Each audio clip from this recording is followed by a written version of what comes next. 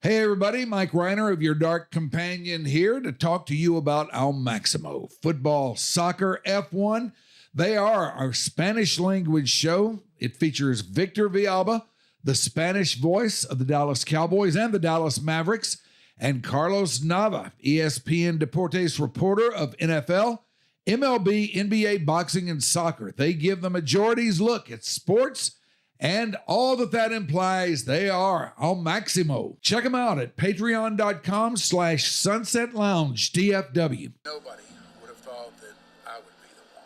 Rhyner, sports talk. Baseball. Oh, with the big mic. Oh, okay. All right, yeah. Okay, now I get it. We got a lightning strike, boys. What happened over there, Grego? We had a little lightning strike right outside the window.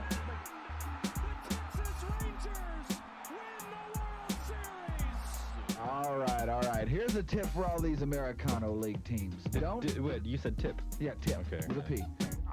Keep jamming. The ticket, colon, nothing but a big Gen X jerk-off sale. Is this a cool night or what? Although somebody would hear that and go, bullshit. I'm back, bitches.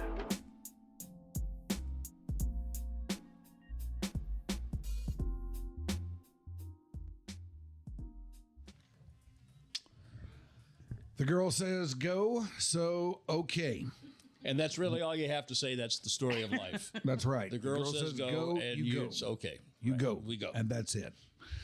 This is another episode of Your Dark Companion. We're glad to have you with us no matter where you may be, no matter how you may be receiving this podcast transmission. We're here, got the whole crew here. I'm Mike Rhyner, and I'm very excited about the presentation today because this is a guy in here with us that I have admired for many years before I ever even knew him, because he's been in this game for a long time. He's been doing this thing that he does for a long time, and he's really, really good at it, and he's really, really good at just about anything that requires sticking a microphone in front of his face. The voice of the Dallas Football Cowboys, the radio voice, the great Brad Sham. But you left out, of course, the most important part. And that being? We're birthday twins. That's right, we are. We are birthday twins. August 16th is the big day for both of us. And I think mine was a few earlier than yours, but maybe. I'm not it's too far. It's in the ballpark. I'm not too far behind you. How are you, man? I'm not bad. Thank you. It's good. How are you? Oh, I'm hanging in there. You're doing more than hanging in there. I'm enjoying doing this thing that we're doing here. I'm doing it with these people. We were just having what I consider to be a very interesting conversation about fun. Yes. What's fun? Yeah. Are you doing anything fun? And I said, well, what's fun? And I then went through as is my custom, a litany of things that had nothing to apparently do with the question, and yet did, about what is fun. So for me, sitting here and talking to you for a while, this is fun. This is fun. We're going to have some today. We are. I got a lot of stuff to get into you about this thing that you do and have been doing for all these many years. I admire the heck out of you. Thank you. I always have, going back to the days at Sports Central. For those who don't know, Sports Central was probably the first sports talk show in the market to gain any real traction.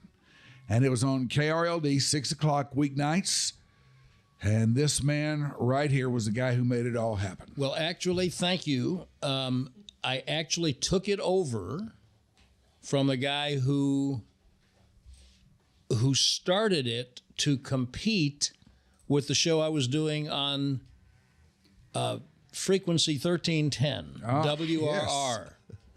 Yes. And KRLD started Sports Central to not to compete with what we were doing at WRR, but to obliterate us, which didn't take much. I mean, it was a pinky lift. But Al Wisk, who was just a tremendous natural talent, was hired by KRLD right out of the University of Michigan, and he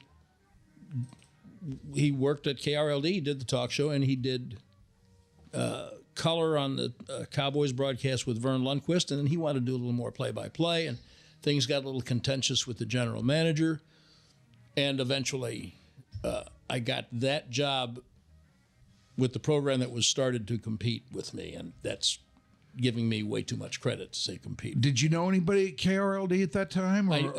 Here's you know how our industry works. That's what I'm getting at here. So I didn't know them personally, but I'd started a show. I actually started the first sports call-in show in Dallas-Fort Worth on Sunday nights, Sportsline Dallas on WRR. In the early 70s, I want to say 72, because I think Toby Harrow was on my first show. And we were in Fair Park, and guys would, big name people, Hayden Fry, Mike Ditka, they would come down to Fair Park into this cavernous old studio. And yeah. After about a year and a half or two of that, that station changed formats, and they wanted to go news talk. I was already doing the only real talk show on the station. I was doing it weekly, and the new general manager, they had a new general manager, isn't it always the way? Mm-hmm. And he came in, he said, we're going to do this, and he turned to me, now I'm 23, and he said, you're doing Sunday nights, can you do that 5 nights a week? Like starting right away. Of course.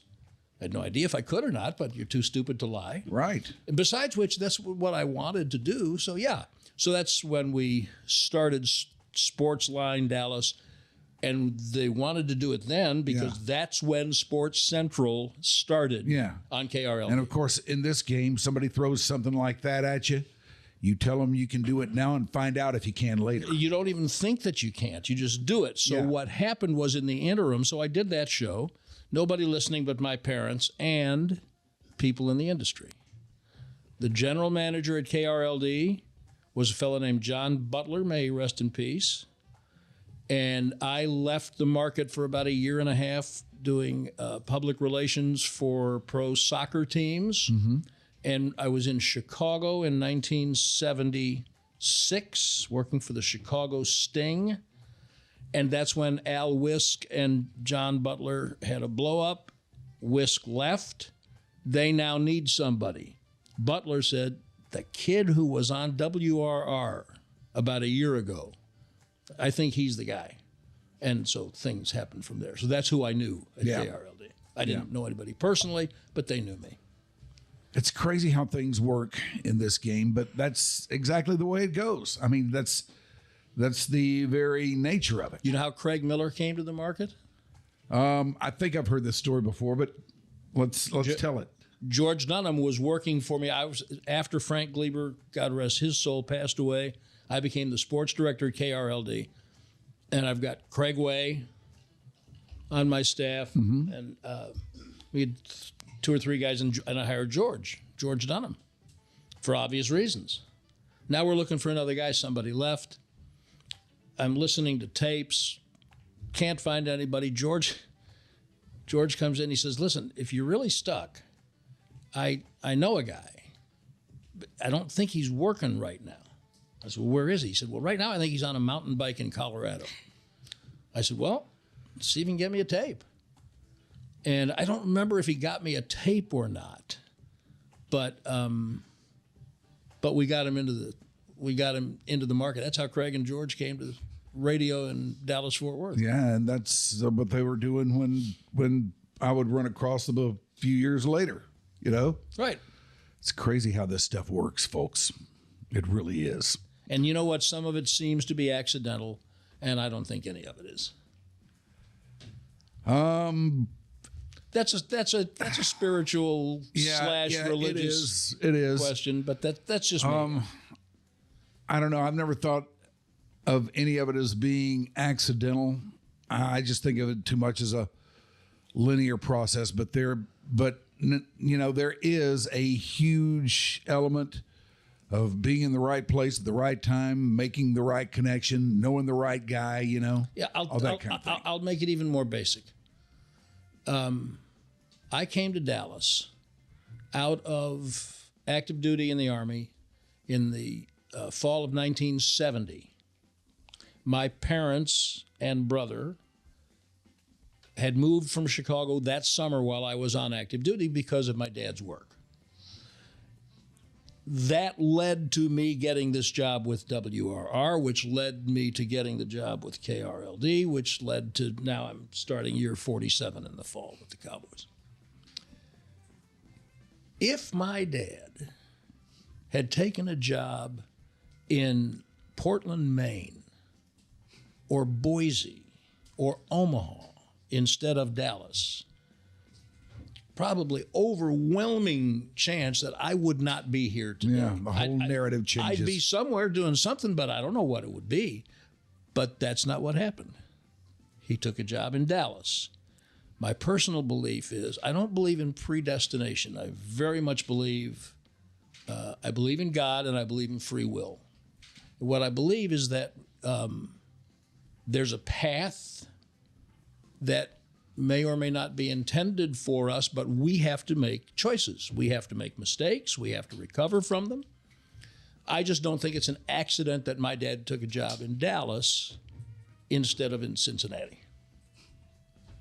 And that's now, just me. Here we are. And now here we are. And you're about to start season number 47. 47. A season that appears to be fraught with... Watch this transition. See what he's doing. See how smooth he is. Fraught with questions, fraught with issues, and also fraught with a new coach. Yeah, I will tell you, Rhynes, I think it's easier to go through life, especially where we've reached in it, to be hopeful and positive. You can be hateful and negative, but I don't know that it really improves your day very much. See, that's one of the things I'm really digging about this thing today, because finally I've got somebody in my demographic in here with me. And there's not many of us left. So as we are having this conversation, all we know is what we have been told and what we can kind of observe behind the scenes. Mm-hmm. The things that the front office has said, and some of the moves that have happened in the last, 6 weeks or so, mm-hmm. are, I would say, hopeful. They say they think that they understand that their approach last year didn't work, especially as it pertained to veteran free agency. Right. And we'll see as conversations with Micah Parsons unfold. It appears to me they understand that the hand they chose to play contractually with Dak Prescott and C.D. Lamb got those deals done, but may have handcuffed them for a while the way the NFL's salary cap situation is set up. So everything they've said is completely counter to what they did last year and indicates, we screwed up. They realized that they made a mistake. Mm-hmm. And then this fascinating coaching staff, which certainly is going to be energetic. And so I am hopeful. Last year was the first time ever that I felt like they really didn't do everything they could have done to improve the team. They lost 7 or 8 starters. A bunch of them went to one team in their division, mm-hmm. and now they're playing them. They didn't really replace them. And the first-round draft choice didn't help much right away for the second year in a row. They didn't add, the year before they had traded for Gilmore and Brandon Cooks. Mm-hmm. Okay, those were very helpful additions. To me, that's what the Patriots built a dynasty, not on being big players in week 1 free agency, but on identifying a guy who could fit a niche at a reasonable price. Right. that's smart business to me. And I thought with Gilmore and Cooks, they did that. But they didn't replace, I mean, I really think the only reason that they signed the middle linebacker, Kendricks, was because of Mike Zimmer. Yeah. And he came because now I hope maybe they'll keep him, I hope. But so they really didn't add anything in free agency, which means you go into the draft, now you have to draft to need. That's the worst way to draft.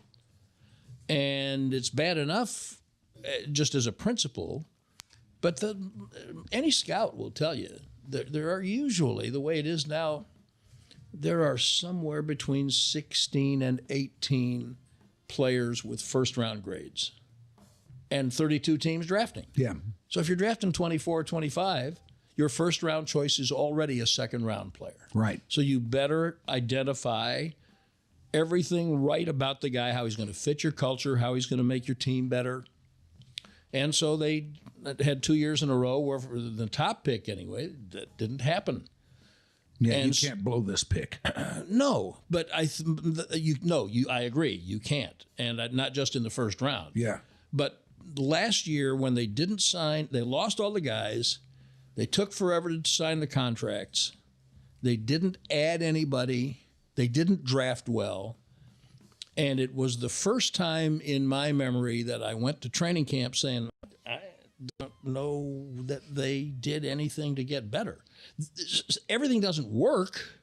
Sometimes you try something and it doesn't work, but you can tell if they're trying because they say that this is what we're thinking. They've got a plan. Plans always work. But this year I'm sensing right now that they are interested in not doing that again. Now we'll see. I hope so, because I categorize the Cowboys' year last year as just flat out weird. Oh, well, there's no doubt it was weird. It was weird starting off with every single coach and all three quarterbacks going into contract years. Yeah. I've never heard of that. Yeah. So that's weird. And, I mean, everything they did was counter to what we had seen from them in the past. 100%. And that, so I didn't know that they were much more than an 8 or 9 win team going into the year before they lost 4 defensive ends. Yeah. Well, then you throw it out the window. Right. And then all the cornerbacks get hurt. And so now the fact that they won 7 games, actually they played hard. They did their best that the talent allowed them to do. I think you have to construct the team better. Yeah. And I think they think that too. Now, we'll see. Do you like the coach? I like him personally a great deal.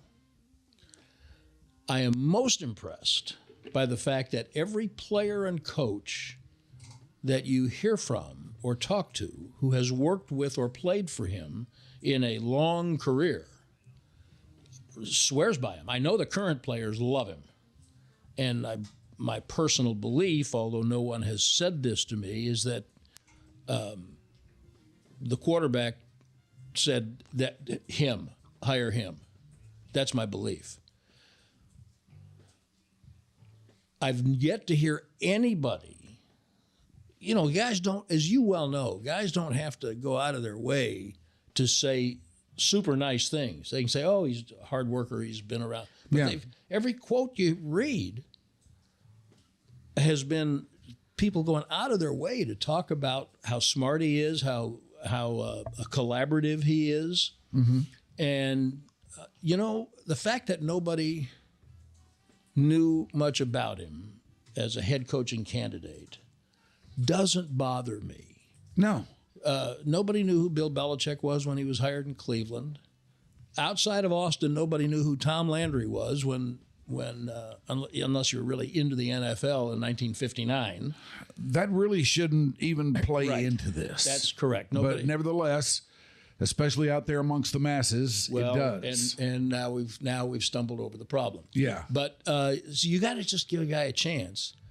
And everything. And one of the things that impresses me, frankly, is that every time he's been at the podium since the day he was hired to be the head coach, he's won the press conference. And when he was in Indianapolis, he answers questions Listen to those interviews. Go Yeah, back. You can go yeah. back online and say, someone asks a question and he answers that question specifically. And I frankly think he has been more impressive in that regard in these couple of months since he's been the head coach than he was as the offensive coordinator. I think he felt great loyalty and deference to Mike McCarthy, as well he ought, and was only going to say things that would support what McCarthy was doing. Yeah. And so now that's not the case, and I'm really kind of excited to see how he does. So would that have been my first choice? I would have loved Aaron Glenn. Would have absolutely loved Aaron Glenn. But I think he was going to the Jets all along. Yeah. But yeah, I mean, I'm kind of excited to see what he does. I think he's got a chance to be really good. Well, out here amongst the bleeding masses, all we know is what we hear him say. And of all the things that I have heard him say, I've been waiting for there to be something weird or something that made me, look askance or something like that. And I've heard nothing of the sort yet. There's no word salads. There's no. There's not. There's no confusing hanging syntax and most coaches have that. And Mike, look, I've never met a human being from Pittsburgh that I didn't like. I mean, they're all just great people from Pittsburgh, and McCarthy's one of those. Yeah. But he wouldn't tell you anything. He would talk. He would give you a big word salad every day and say nothing. Yes, he'd give you a nice sound bite that didn't really add up to anything. And when he was trying to stall for time, he would say, and I will tell you that this became an inside joke among some people, including some who worked for the team who were at every press conference. He would say, well, it's like anything else. It's like everything. No, it's not like everything. Nothing's like everything. It's like itself. What do you think of that? It's not like everything. So that was a crutch. I've heard nothing like that. Nothing. So I'm impressed so far. Yeah, Now, we'll see. I was thinking about this the other day. The test for him in the public square will be clock management, late game decisions, kick or go, lineup change and that kind of thing. So one of the things that he, I think, is doing would be, in my opinion, wise to do, is be as candid with people in our business as he can be without giving away inside information. There's a way to do this. Exactly right. And if you do that, then people in our business will give him the benefit of the doubt and a much longer leash. And if you don't do that, then the knives are out. And once the knives are out, you're playing defense. Yeah. That's just not a way to go through it. That's just a simple matter of just working the room there and knowing how to do that. And it appears so far at this early juncture that that's something that the guy is really good at. Seems to be. So what are you looking for from this team as far as what they need to improve? And I know that's a very broad question. Well, they can do a lot of improving internally. Offense, I mean, I think a huge question is Guyton, the young man they drafted number 1 last year. Can he play tackle? Mm-hmm. Do you think he can?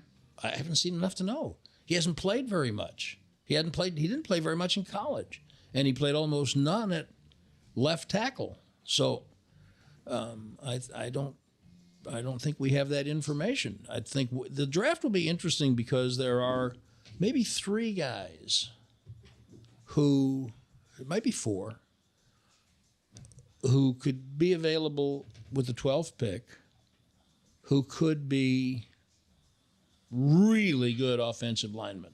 And a couple of them are really good college tackles who might even be better guards, like Zach Martin, who was a college tackle.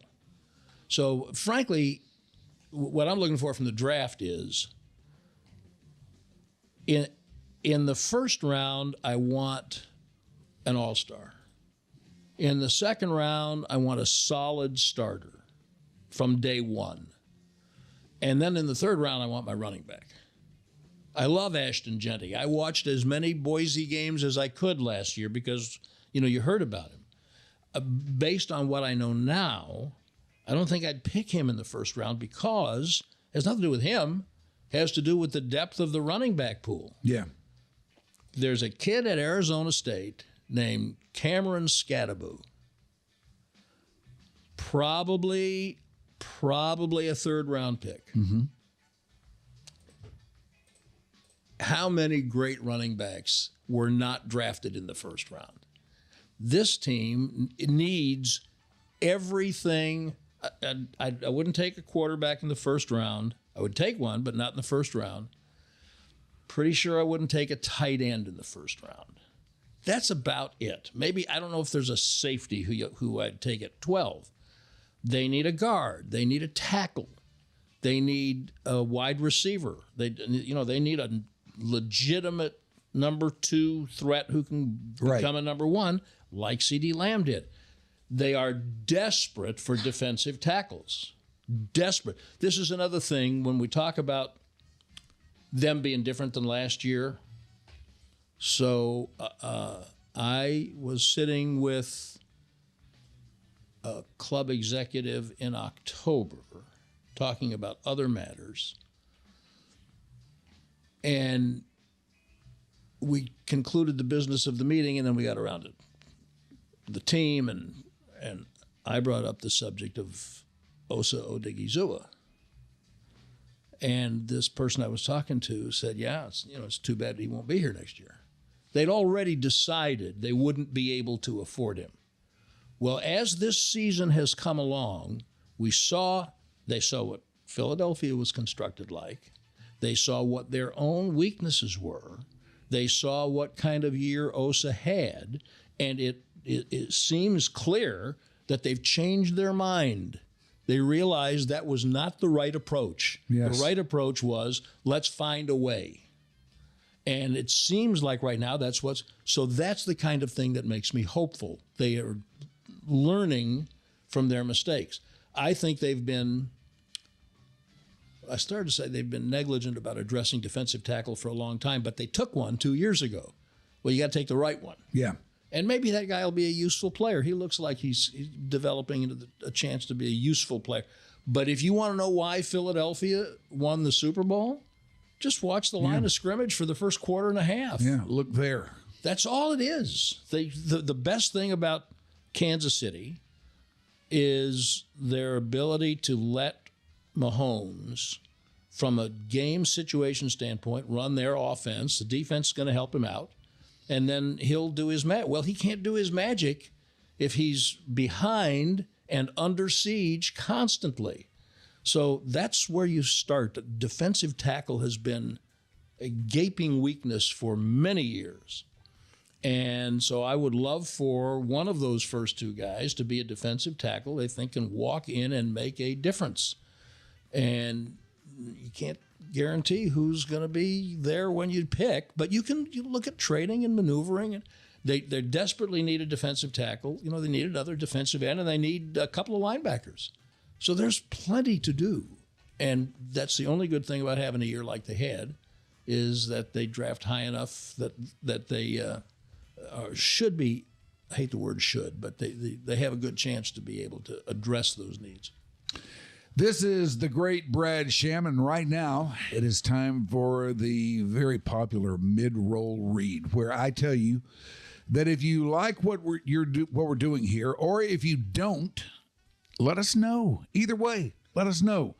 You can reach us via chat under the community tab on the Patreon page. You can find that at patreon.com/YourDarkCompanion. We are all over social media, and you can tell us there on Instagram and TikTok.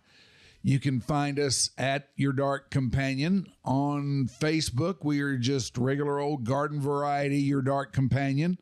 On X, we are at YDC_DFW. Tell your friends, tell your family. We're out here on Patreon, Spotify. And now you can catch special episodes of YDC and What's on Mike's Mind on YouTube. There we are at the Old Gray Wolf 16. Remember, YDC and the Sunset Lounge are now free. Simply click the free member button at the top of the Patreon membership page to join and enjoy our regular shows for free. Also, visit patreon.com/Sunset Lounge DFW and patreon.com/Your Dark Companion for other fun, interesting, and informational posts. There you can find out how many of the 10 big songs from last year I'd heard before, which turned out to be not too many. You did well. I did? You think I Yeah. did? I got 5, didn't I? 5, yeah. Okay, all right. Did you know, at what point did you know everything that was going on between Kendrick Lamar and Drake and what They're Not Like Us was all about? When did you know that? All right. What a great question. That is a great question. Thank you. Good night, everybody. Yeah. Because Let's go home. I'm not sure that I do know that, because that is not a scene that I'm a big camp follower of. Well, can I tell you something? I listen to a daily 30-minute podcast from the New York Times called The Daily. And I would say 4 days out of 5, it's really intelligent people talking in a very plain-spoken way about things that interest me. One day, on a Friday, it might have been just before the Grammys, they devoted the whole thing to that. Why are these guys beefing, and what's it all about, and where did it come from? And so then you understand it, which is why you've seen, I trust you've seen online, at least the hilarious bit that Will Ferrell did at the SNL music thing with Anna, what's her name? Anna Gasteyer? Yeah. You've seen that little clip where they did their little riff of, I mean, it's over the top hysterical. But if you don't know, then you don't know. And so that is a thing. Well, I didn't know, but those two can make anything funny. Yeah, but they made that thing come to, but you had to know what the two of those guys were beefing about. Yeah, I'm sure the context went right over my head, but it was still funny. We'll go back and it's I will. It's pretty interesting. I mean, I don't know how Kendrick Lamar gets away with that if it's not true. And I guess he's being sued, right? Yeah, Drake is trying to sue him. I think he might have dropped it or backed off, but yeah, just within the last month or so, the Grammys, Super Bowl, and Oscars have all included some sort of a joke. Like last night, Conan was about halfway through the Oscars and said, "Hey, we're about halfway through. I think it's about time for Kendrick to come on and call Drake a pedophile." Yeah. Yes. Now, if you don't know, if I hadn't listened to that if the New York, forget if I've listened, if they hadn't done the New York Times, if they hadn't done an interview about the Kendrick Lamar Drake beef, I wouldn't have gotten that joke on the Oscars.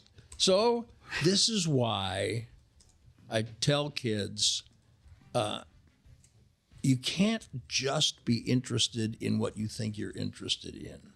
You gotta. That's right. You gotta follow the news. You have to follow pop culture. You have to read about stuff that you don't think you're interested in, because you have to be able to be in the conversation. Well, Brad, look, I just killed 3 minutes. Yeah. Well, what's your favorite lyric from the song? I'm just going to throw that grenade in there. Yeah, no, favorite's not a word I can apply. I know. I mean, the song is just outrageous. The song is just outrageous. It's a lot going on in that song. Yes, there is. A lot, as they say, to unpack. Yes. So now we know that Brad Sham stays relevant. Hey, I'm not surprised. No, but I'm not surprised either. I can't say I expected that turn in the show. I will tell you this. Wherever he is listening to us, Dale Hansen could not have this conversation about Kendrick Lamar and Drake. I promise you that. Well, we're having him on in about a month, so we're going to try to have the conversation, because I just want to see how it goes. I'm going to be with him. We're doing We're doing a thing at the Exchange Club of East Dallas. Their guest of honor is Drew Pearson, and Drew asked that Dale and I do the Q&A with him. All right. And so that'll be fun. It'll be great fun, and it's in late May, middle of May, and we will be together. I will ask him then, if not before, tell me, Dale, everything you know about the Kendrick Lamar Drake beef. Or just have him read the lyrics on stage. I just kind of want to see what happens with that. No, and that Dale voice, come on. I don't think I do that at an event that is held to raise money for East Dallas DISD kids. I don't think. Yeah, that might be not be the most little too ironic, maybe. Yeah. You got to know how to work the room. You do. Yes, you do. Got to read the room. Man. Well, Dale's good at that. Oh yeah, no, there's nobody better at that. I mean, there's a reason why he's who he is, and that's, in fact, there are a lot of reasons, and that's one of them. That's a big one. So when you think about your time with the Cowboys, what is the very, very favorite memory you have, or thing that you've gotten to do, or biggest moment of all for you? The one that you've personally enjoyed the most? It's such a layered question, so I will try to answer it as specifically as I can to how you asked it. The most gratifying thing is that I have developed lifelong friendships with people that were really done playing before I started. There are guys who played in the 60s. Yeah. Who I barely saw play, that I'm really good friends with. And I have been able to develop a rapport with people from literally every generation. I was at a wedding the other night, and I got stopped by a guy, and he said, "Hey, I just want to tell you I really enjoy listening to you. I'm Tony Liscio Jr." I barely knew his dad. And for those of you who don't know, LISCIO, do the work. We're not going to do it for you. But that's like a really nice thing. And so then guys who played everywhere from the 70s, mid-70s when I started all the way up through now, those personal, the entirety of the personal relationships. Yeah. This is an incredibly gratifying thing. I always tell people, I say, what's your favorite game? Dallas, Washington, December 1979. I was doing color, but Vern Lundquist was doing a boxing tournament in Japan for ABC with Sugar Ray Leonard. And Charlie Waters was hurt that year, hurt his knee in Seattle in preseason game number 2. So Charlie did a couple of games with us where I did play-by-play, and Vern was in Japan. And that was just an incredible back-and-forth game. There were at least 8 Hall of Famers on the field, and the winner was going to make the playoffs. The loser ran the risk of missing the playoffs, which is what happened to Washington. Yeah. I believe that's the day that Harvey Martin, God rest him, went in and threw the – they'd kind of geeked Harvey up by – they bought like a funeral wreath. His teammates. Yeah. And they said, "Hey, Harvey, look what these guys threw in here." And Harvey got mad, got completely gunned up, had a great game, took the wreath after the game, and went in and threw it in the Washington locker room. So that kind of stuff. And Wasn't that 35-34 or yes. something like that? And there's so many greats. My favorite play in the game is, so it's Dallas is missing most of its receivers. Dorsett was hurt. Drew Pearson was hurt. Drew Pearson had injured his knee celebrating a touchdown in New Jersey 2 weeks before. Sprained his knee, one of those spike things. So Washington ran a play earlier in the game. John Riggins went 66 yards around the end for a touchdown. And Dallas has got to fight. Everything's a 12-play drive to get a point. So Washington got a 6-point lead. Somewhere near the 2-minute warning, Dallas out of timeouts. Washington ball, 6-point lead. 3rd and 4-ish. First down, game's over. They ran that same toss sweep to Riggins. Larry Cole, one of the most underrated members of the Doomsday Defense, one of the slowest men ever to play football. He and I've had this conversation. As they line up, he diagnoses based on where the fullback is, which was Riggins, and the center, how the center's set up. This is either going to be a draw or they're tossing it to Riggins, and I think they're tossing it to Riggins. So just before the snap of the ball, Cole, with all the speed he can muster, knifes through the line. He gets to Riggins at the same time the football does, throws him for a loss because he's that smart, makes a play that may be above his athletic ability. Washington punts. Roger Staubach, ding, ding, ding, ding, ding, dink and dunk, Preston Pearson, all the way down the field, throws a pass to Tony Hill for the tying touchdown with 2 seconds left, extra point, they win the game. Staubach later told me the winning touchdown, the tying touchdown, Tom Landry sent in a different play. He sent in a red zone post pass to Billy Joe Dupree. And he had sent in the same play when they played Washington about 4 weeks earlier in Washington. It got intercepted. Right. So Landry sends the play in, and the messenger guard, which is how they did it in those days, brings the play in. Roger heard it, and he essentially said, yeah, we're not doing that. and he looked at Tony Hill, and he said, okay, if Lamar Parrish was the corner who was covered, he said, if he presses you, I'm throwing you a fade. And he said, okay. And Parrish came up and pressed him. Staubach threw the fade because he didn't run the play that Tom Landry called. This is what I love about football.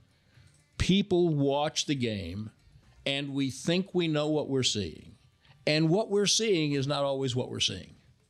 And so that game, and then the fact that it was about the second or third game I'd done play-by-play, which is what I really wanted to do and felt most qualified to do. So that's my favorite game. And I would say generally, people say, what's your favorite memory? And I almost always say about 3 hours before the Super Bowl in Pasadena, 1992, January 93. Yep. And they've come from, Landry's last year was the worst Cowboy team I've ever seen because it was old and he let it get away. And then Jimmy's first year was just churning. And so they came from all of these guys had come from that, essentially the same. Darren Woodson was a rookie, but the rest of them were guys who'd fought back from that. And now here they are at the Super Bowl.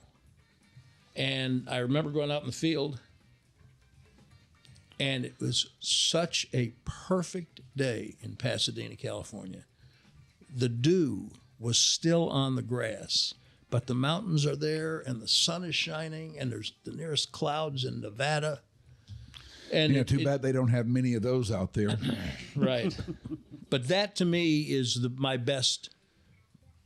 most cherished memory. That feeling of standing in that pristine circumstance, knowing that these guys who had gone through so much and worked so hard and gotten themselves to this point, whatever the outcome was going to be, they had gotten to this point. Yeah. That's probably my favorite memory. What has to go right this year for this thing to get back on track? What's on track? 12-5 in the playoffs 3 years in a row for the first time in 30 years. Would that be on track? That'd be on track. That's where they were 2 years ago. That would be on track. And you and I may be the only two people who think that. I mean, what has to go right? Well, first they have to have good health. And that seems to be getting harder and harder to do in all these games. Yeah, it's a violent game. And so I really believe that if you go back to 2011, with the changes that were made in the collective bargaining agreement, especially as it pertains to off-season conditioning, practice rules and off-season conditioning, they just can't. They're not ready to play when it's time to play. the strength coaches will tell you we can't get our hands on them and do football-specific conditioning, not drills, football-specific conditioning that could address a lot of the soft tissue stuff. They can't do it anymore. So the injuries, to me, are baked into what the players have negotiated for by having to work less physically strenuously. So they have to have good health. And obviously they have to be well coached, and they have to. I do think that running the ball, which is something Brian Schottenheimer's talking a lot about, which I like. I think that's a really important thing. If you can run the ball, then they have adequate talent in the passing game, and with what they'll add and what they have. If you can run the ball, they have adequate talent in the passing game to make the plays they need to make. If you can't run the ball, then everybody's dictating to you. So they have to be able to run the ball, and they have to be able to stop the run. You can't sit back and rush the passer if everybody's running down your throat whenever they feel like it. So those are the two. Those things have to happen. And you got to have a little good luck. Does that mean they go running back in the draft? No.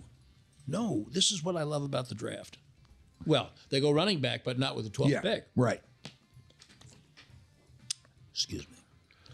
You sit there in the draft and you say, okay, we'll rank the players. Now, what do we need? And where's the depth? This year, there will be running backs in the third round. Have I said the name Cameron Scadaboo yet today? I believe you have. Yeah, I'll say it again. And I'm told that there may be guys in the third round who are a little more versatile than him. And I think he is the guy he's faster than he looks. He plays fast. He can block. He can catch. And he's just a lethal runner. And you don't have to get him in the first round. You don't have to get the guy who appears to be the best running back in the draft with your first pick. You have to have people who will be immediate starters, preferably one or two all-stars, either in the offensive line, defensive tackle, cornerback. So this is where you have to have a little luck. They had guys, last year, Diggs was never really healthy. And Bland came back, and he was good. And Jordan Lewis, I hope they sign him. But they got guys at right corner who, they had a guy, Josh Butler, who was in the USFL. They signed him to the practice squad. He'd been on a few other teams. He came and played out of necessity. He played really well. Then he got hurt.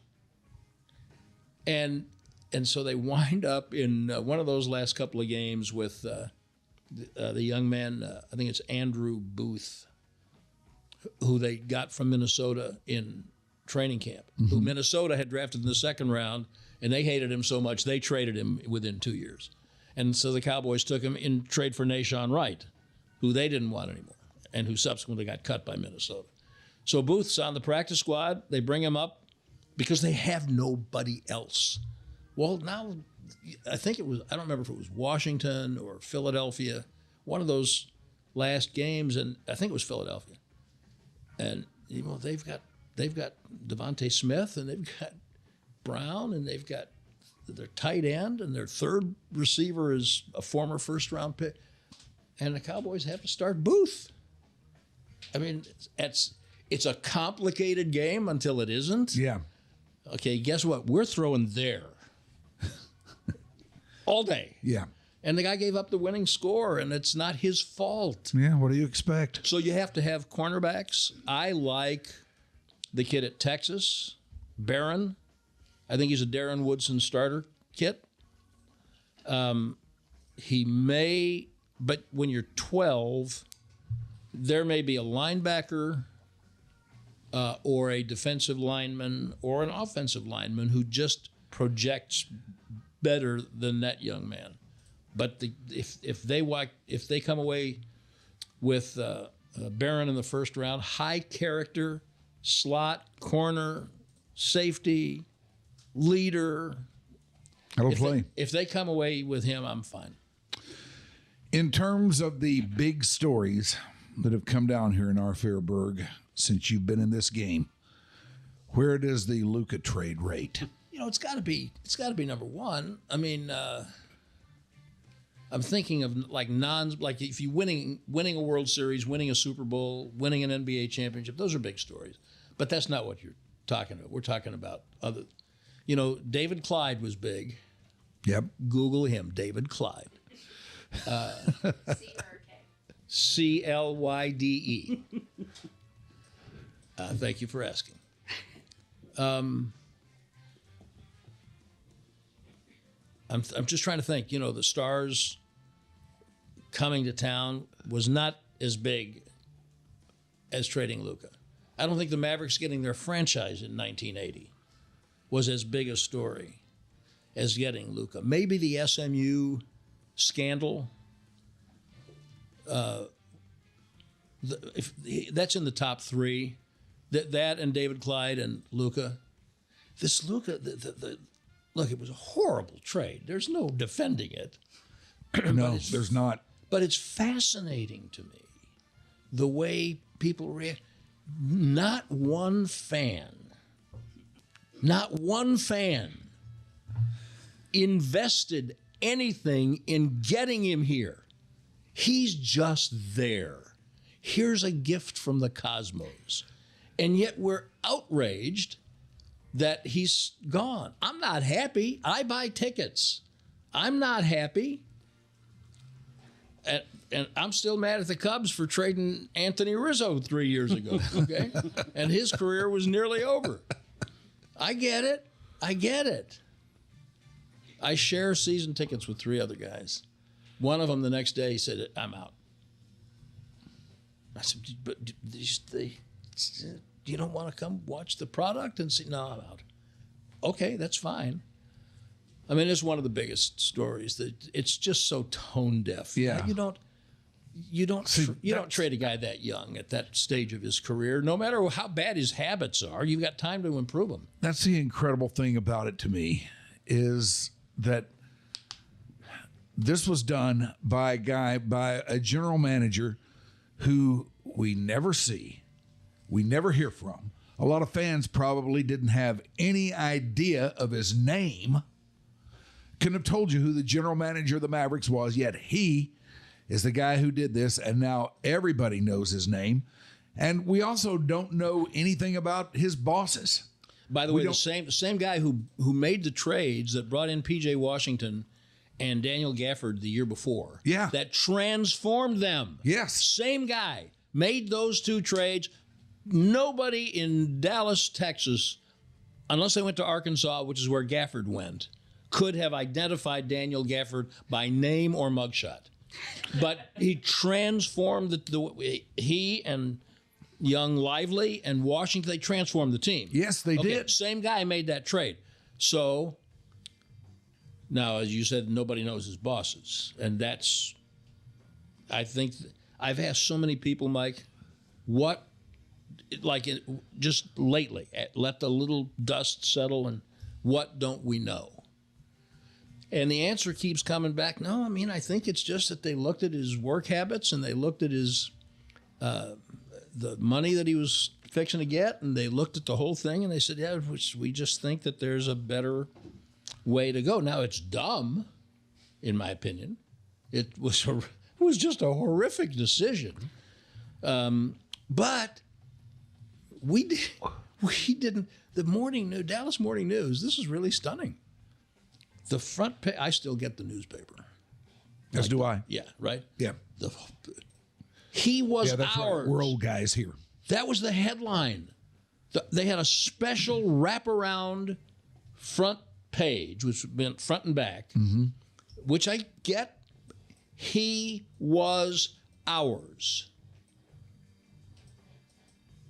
Well, wait, what? He was ours? I mean, he worked here. He was a guy not from this country who worked here and seemed to like it and played well with the customers And we loved watching him, and we did indeed think that we were going to be watching him for another 10 years at least. But we weren't entitled to it. No. Just like we're not entitled to anybody winning. I berated a young waiter a week or so ago. I was having lunch with Chuck Cooperstein and Eric Nadel. And so the guy brings the check, and he knows Coop. And Coop says, "Do you know Eric? Do you know this man?" "No, but well, he's..." And so then they throw me in there, and the guy says, "Yeah." He says, "Now he's young, he's literally never seen the Cowboys win a championship." "Yeah," he said, boys, we just, they owe it to us." I said, "Sit down." And we had a You're conversation. about to learn something, son. Well, I don't know if he learned anything, but I felt better. I do believe that some of this, now people won't hear this in the words I'm saying, because I agree the trade was horrible. One of the worst decisions ever in team sports. But we are not entitled to, he was not ours. He could have walked away as a free agent when his contract was up. It doesn't help make the trade any more palatable, but we didn't own him. And I will tell you this, from day one, ever since the guy got here and I started watching him play, I had the feeling that that's how his time here was going to end. When he first had the opportunity to get out of here in free agency. Yeah, a lot of people did. He was going to do that. Most people did, but I don't know that was the case. Now, it might have wound up being the case, but I really believe he was blindsided because he didn't want to leave. He wasn't thinking about leaving, and I think that he was getting to the point where... I think he was blindsided now, and he wasn't thinking about it now, but it wasn't that far down the road. It wasn't, but, and this is where your point about nobody knows who the bosses are, because we all came to understand what motivated Mark Cuban. And I think Doncic had they'd gotten to the finals, they'd gotten to the Western Conference Finals, and I think he was getting to the point where they might now attract some of the pieces that they had not been able to attract for many years because the guy had such a brilliant future, and you can come play with him for 10 years. And we only need one or two more. Oh, look, we drafted Lively. Oh, we traded for Gafford. Come on, give me one more. Well, that's what's so hurtful, because I think that whether Nico Harrison made the deal or was told to, if he wasn't told to, he wasn't told not to. Yeah. And that's where the ownership part comes in. But you know what? We don't always get what we want. No, we don't always get what we want. I'll tell you what we do get, though. We get good stuff out of you. Well, thank you. Thank you. Just wind me up. I'll kill 30 minutes. And we've got good stuff out of you today. Man, thanks so much for doing this. You bet. Anytime. He is the great Brad Sham. And we are your dark companion. Thank you, Shoopy. Thank you, Ashley. Thank you, Becca. Thank you guys for listening again.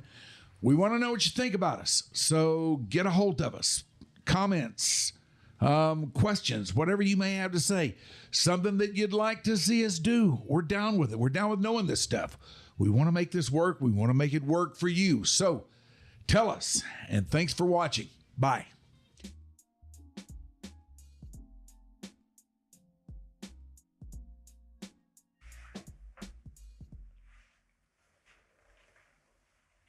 All right.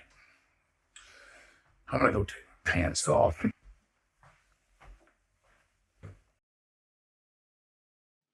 Your Dark Companion is a Stolen Water Media presentation.